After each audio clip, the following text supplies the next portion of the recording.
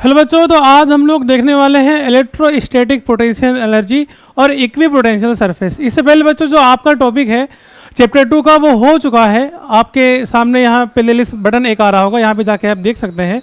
तो बच्चों सुकून से बैठ जाइए, इत्मीनान से बैठ जाइए, क्योंकि हम लोग चल रहे हैं आनंद से भी आगे। तो बच्चों यहाँ पे आपके सामने टॉपिक है इक्विपोटेंशियल सरफेस और आपका अगला टॉपिक है इलेक्ट्रोस्टैटिक पोटेंशियल एनर्जी, या इसी को दूसरी भाषा में इलेक्ट्रिकल पोटेंशियल एनर्जी भी बोलते हैं।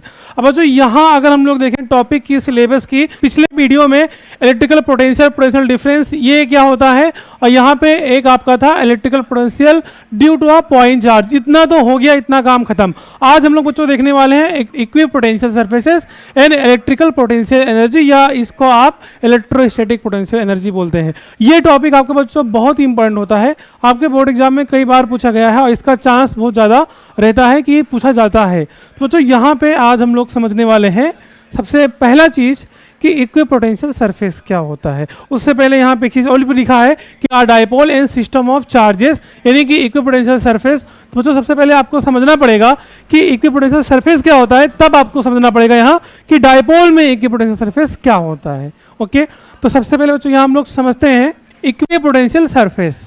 तो बच्चों अगर हम लोग इसके डिफिनीशन की बात करें तो डिफिनीशन यहाँ पे इसका लिखा है कि equipotential surfaces are surfaces where the electric potential is constant. Is constant, या आप बोल सकते हो कि आर सेम, मतलब कि किसी भी चार्ज के अराउंड जो एक एरिया बनता है इलेक्ट्रिक फील्ड जिसको आप बोलते हैं, तो वहां पे एक सरफेस क्रिएट होता है। मतलब वो एरिया किस तरह से होता है, स्फेरिकल होता है ना, तो स्फीयर में क्या होता है, सरफेस होता है। तो या ऐसा सरफेस जहां पर हर एक पॉइंट पर आपका जो इलेक्ट्रिक पोटेंशियल है वो सेम रहे। बच्चों इसको हम लोग समझते हैं एक फिगर से बहुत ही अच्छे तरीके से। तो जैसे मान लो कि आपका प्लस क्यू चार्ज है। अब प्लस क्यू चार्ज के चारों तरफ आप कुछ इस तरह से जानते हैं कि ऐसे इसका इलेक्ट्रिक फील्ड लाइंस बाहर की तरफ होता है ना। ये अब ये इलेक्ट्रिक फील्ड बच्चों इस तरह से बाहर की तरफ होता है। तो यहाँ पे एक मैं बना रहा हूँ सरफेस, यानी कि ये एक स्फीयर पे बनेगा। तो ये आप ये सर्कल की तरह देख रहे हो, ये सरफेस होता है। सरफेस मींस कि एक स्फीयर, मतलब कि हर एक तरफ से पूरा, है ना। अब यहाँ पे जो आप पॉइंट देख रहे हो बच्चों, ये जो पॉइंट है अलग अलग, ये जो बच्चों आप पॉइंट देख रहे हो, ये पॉइंट हो गया, ये पॉइंट हो गया, ये वाला पॉइंट।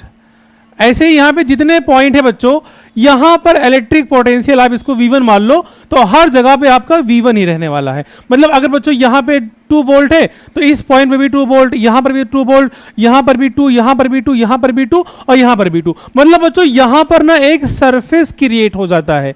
मतलब यहाँ पर एक इलेक्ट्रिक पोटेंशियल का एक सरफेस क्रिएट हो जाता है। मतलब हर एक पॉइंट पर इलेक्ट्रिक पोटेंशियल की वैल्यू क्या होती है बच्चों, सेम होती है। और ऐसे सरफेस को बोलते हैं इक्विपोटेंशियल सरफेस। आई होप आपको समझ में आ गया होगा। ऐसे बच्चों मान लो कोई नेक्स्ट सरफेस हो, यहाँ पर ये वाला सरफेस। अब ये जो ऊपर है तो इसको इसका भी अलग अलग पॉइंट, मतलब यहाँ पर आपका अलग एक सरफेस क्रिएट होगा।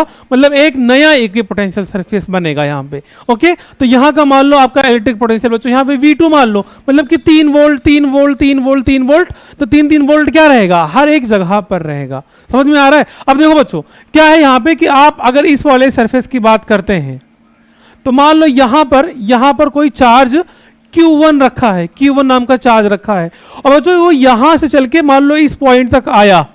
तो आप जानते हैं जब किसी चार्ज को हम लोग किसी पॉइंट से यानी किसी पॉइंट तक लेकर जाते हैं तो वहां पर कुछ ना कुछ वर्क होता है कि नहीं होता है। अब यहाँ पे ना कोई वर्क नहीं हो रहा है, क्यों? अब बोलोगे सर क्यों कोई वर्क नहीं हो रहा है? तो देखो बच्चों यहाँ पे मैं इस पॉइंट को A मान लो और इस पॉइंट को मैं B मान लूं, मतलब A से B तक आने में पोटेंशियल डिफरेंस बनेगा ना।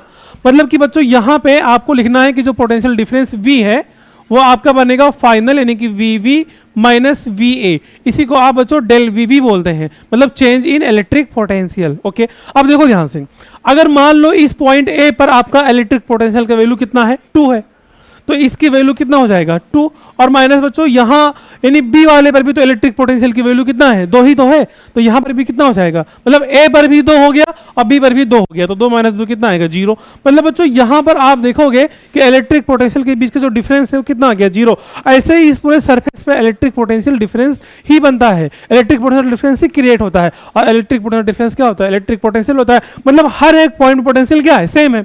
अब पोटेंशियल सेम, तो यहाँ पे देखो ध्यान से क्या आ गया, ये पोटेंशियल 0 आ गया। अब देखो पोटेंशियल 0 आने का मतलब क्या, तो आप एक फॉर्मूला जानते हैं बच्चों, V A minus V B equal to work upon में क्यू नॉट या क्यू चार्ज मान लो ना, तो यहाँ पे Q1 चार्ज है तो Q1 हो जाएगा। अब ये पूरा का पूरा क्या है बच्चों, डेल वी, जो पूरा कितना है 0, तो 0 इक्वल टू W अपॉन में बच्चों Q1। अच्छा W यहाँ पे आप A से B की तरफ आ रहे हो तो आप इसको AB लिख सकते हो ना। अब देखो Q1 को इधर भेज दो तो WAB कितना आएगा, 0 आएगा।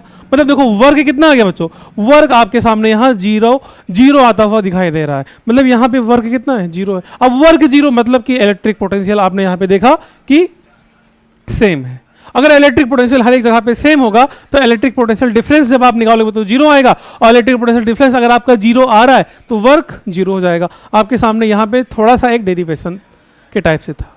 ऐसे ही बच्चों आपको समझ में आ गया होगा कि जो यहाँ पे एक पोटेंशियल सरफेस यानी कि एक ये क्रिएट हुआ है, बना है, ये एक स्फेरिकल होता है, मतलब चारों तरफ से, यहाँ सर्कुलर नहीं, आप इसको सर्कुलर मान लो, चारों तरफ से पूरा एक स्फीयर।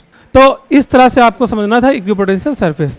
अब हम लोग यहाँ पर चले आते हैं, हम लोग ज़्यादा टाइम को वेस्ट नहीं करेंगे कि डाइपोल और सिस्टम ऑफ चार्जेस का मतलब क्या होता है और यहाँ पर इसमें किस तरह से इक्विपोटेंशियल होता है। तो देखो बच्चों पहले कि an electric dipole consist of two equal and opposite charges plus Q and minus Q separate by small distance. मतलब सिस्टम ऑफ टू चार्जेस यानी कि आप जिसको प्लस क्यू और माइनस क्यू बोलते हो विथ स्मॉल डिस्टेंस, है ना, वो डिस्टेंस कितना होता है बच्चों, आर होता है। तो इस चीज़ को आप क्या बोलते थे, इसको आप बोलते थे इलेक्ट्रिक डाइपोल, ठीक है ना।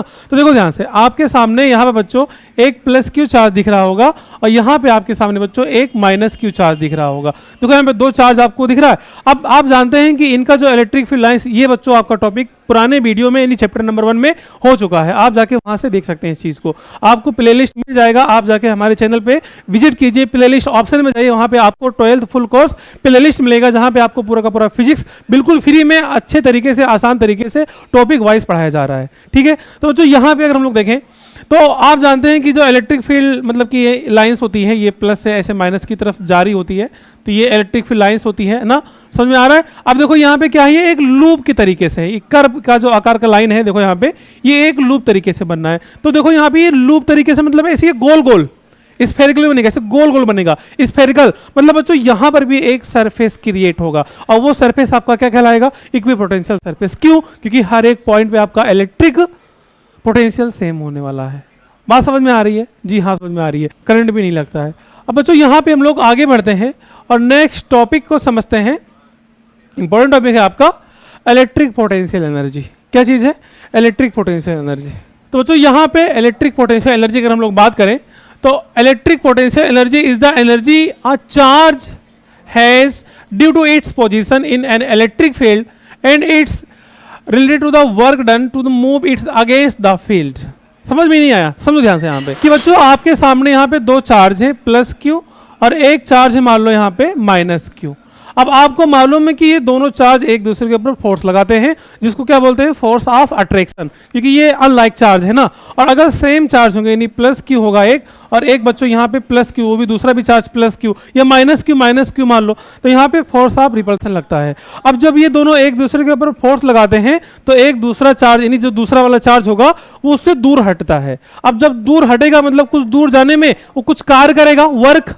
अब वही वर्क आपका एक एनर्जी के फॉर्म में स्टोर हो जाता है और वो एनर्जी आपकी कहलाती है इलेक्ट्रिकल पोटेंशियल एनर्जी, या इसी को दूसरी भाषा में बोलते हैं इलेक्ट्रोस्टैटिक पोटेंशियल एनर्जी। अब बच्चों यहाँ पे आपके सामने आपके एग्जाम में भी और आपकी किताब में आपके नोट्स में कुछ डेरिवेशन भी लिखा होगा, तो आज हम लोग बच्चों यहाँ पे उस चीज़ को देखने वाले हैं। आई होप आपको इसको यहाँ पे जितना बात लिखा है समझ में आ गया होगा। तो देखो ध्यान से, यहाँ पे आपके सामने मान लो एक प्लस Q1 चार्ज है जो पॉइंट ए पर रखा है और आपका मान लो एक प्लस Q2 चार्ज है जो पॉइंट बी पर रखा है। इतना ठीक है।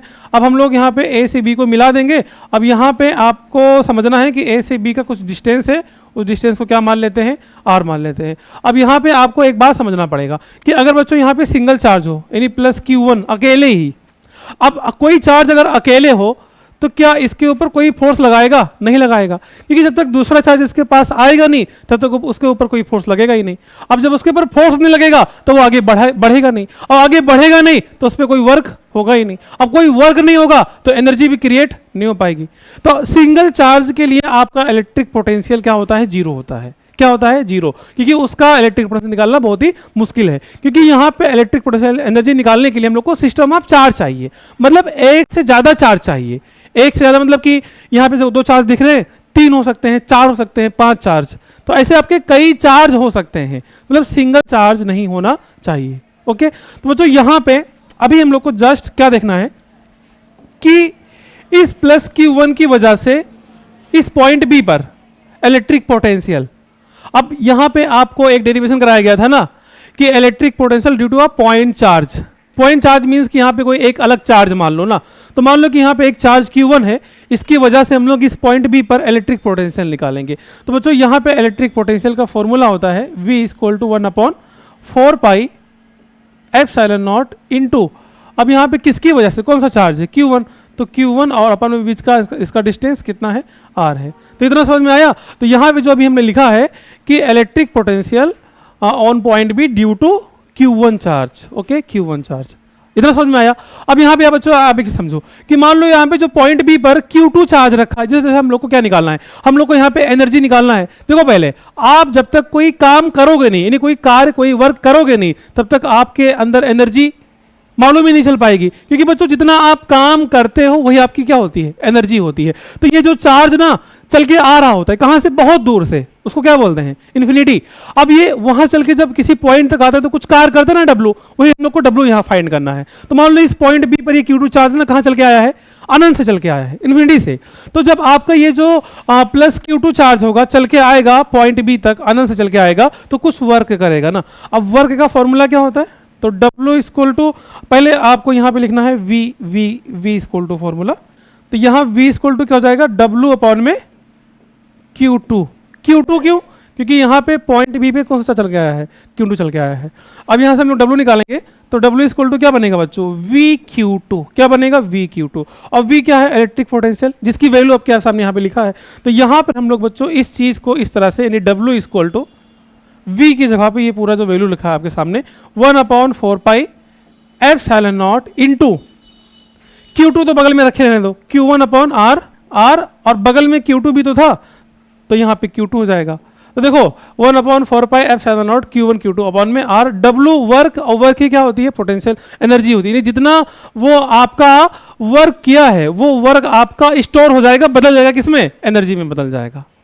ओके, तो यहाँ पे इस W को बच्चों में U बोल सकता हूँ, क्योंकि U से ही दिखाते हैं पोटेंशियल एनर्जी को। तो यह आपको हो जाएगा 1/4 pi epsilon not into Q1 Q2 upon में R, और यही आपका फॉर्मूला है इलेक्ट्रिक पोटेंशियल एनर्जी का। इस चीज़ को आप बिल्कुल नहीं भूलना, इसका यूज आपके न्यूमेरिकल क्वेश्चन में होगा। ये आपका एक वीडियो में सेपरेट मिल जाएगा, बहुत सारा न्यूमेरिकल। पहले आप टॉपिक को, थ्योरी को अच्छे से सीख लीजिए, पढ़ लीजिए, तब हम लोग इस चीज़ को वहाँ पर यूज करेंगे। ओके, तो बच्चों ऐसे ही आप पढ़ते रहिए, सुकून से पढ़िए, इत्मीनान से पढ़िए, क्योंकि हम लोग को चलना है अनंत से भी आगे। Thank you so much.